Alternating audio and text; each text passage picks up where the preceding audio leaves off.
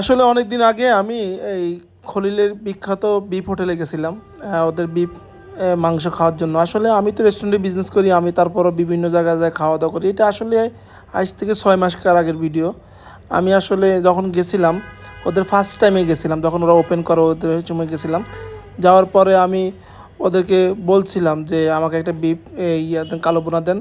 আর আমার সাথে গেছে আমার এক বড় ভাই গেছিলো সাথে, বন্ধু বান্ধবও বলতে পারেন বা বড় ভাই বলতে পারেন। যাওয়ার সাথে সাথে আসলে আমি খুব দ্রুতভাবে অর্ডার করছি, আমাকে ক্ষুধাও লাগছিল। আসলে ক্ষুধা লাগলে আমার আর কিছু ভালো লাগে না।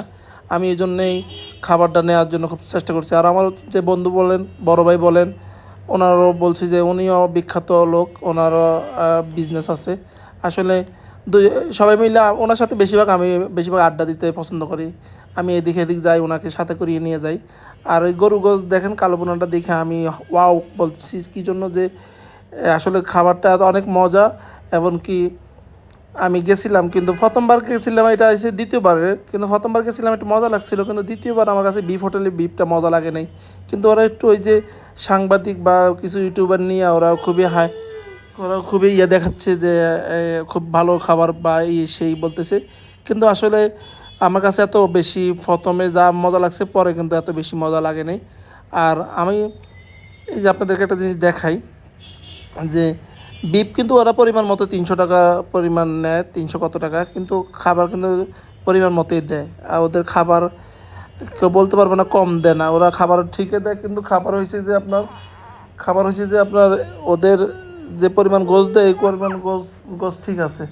বর্তমানে কিন্তু এই বাজার পরিমাণ হিসাব করতে চাইলে 800 টাকা, 850 টাকা গরু কেজি, 800 টাকা বর্তমান বাজার পরিমাণে আসলে গোছের দাম ওরা ঠিক মতোই দেয়। আসলে আমি খুব খাওয়া দাওয়া খুব পছন্দ করি, কিন্তু আজকে বিগত কয়েক মাস আসলে বিজনেসের অবস্থা খুব খারাপ যেতেছে। এই জন্য আসলে অনেক টাইমে অনেক মন মানসিকতা ভালো না দেখা আমি আসলে খাবার দাবারের কোনো ভিডিও আপলোড করি না।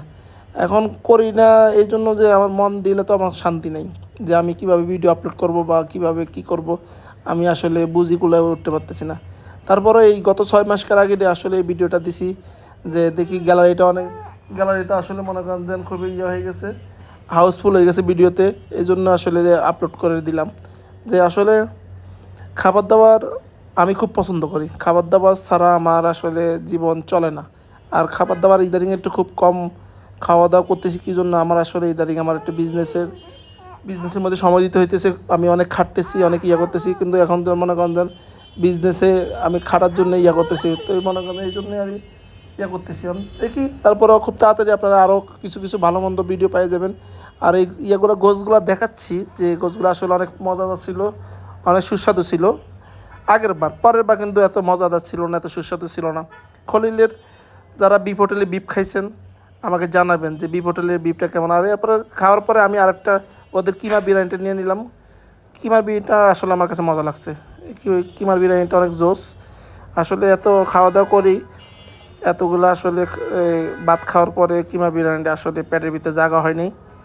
তারপরও খাইয়া দেখলাম কেমন লাগলো। আপনাদের খাইয়া থাকলে আমাকে কমেন্টে জানাবেন যে খলিলের বিফ হোটেলের বিফটা কেমন।